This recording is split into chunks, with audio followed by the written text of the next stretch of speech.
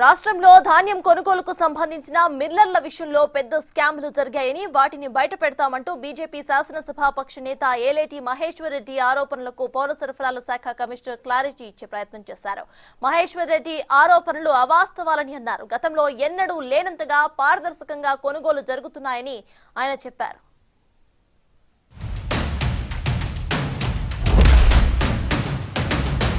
ముఖ్యమంత్రి గారిని నేరుగా అడుగుతా ఉన్నాను.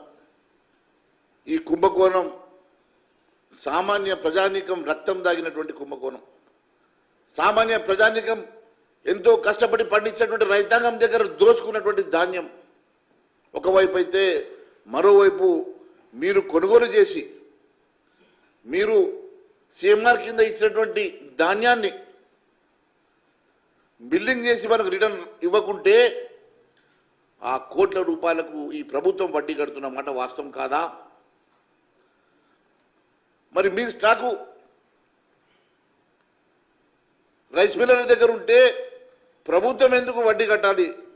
ప్రభుత్వం దేనికోసము ఈరోజు వాళ్ళ బాధను భరిస్తూ ఉన్నదో, దీని వెనుక ఉన్న మతలబేందో ఉత్తమ్ కుమార్ రెడ్డి గారు, వారితో పాటు చౌహాన్ గారు కూడా సమాధానం చెప్పాలని చెప్పి నేను అడుగుతా ఉన్నా.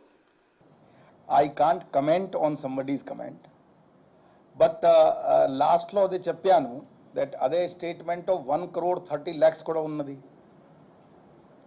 సో అంటే ఒక వ్యక్తి మీద ప్రత్యేకంగా ఈ సమయంలో నేను కమెంట్ చేయము. It is totally falls. This commission this totally falls. ఇప్పుడు జరుగుతున్నటువంటి ప్రొక్యూర్మెంట్ దానికన్నా క్లీన్ ప్రొక్యూర్మెంట్ ఇప్పుడు జరగలేదు.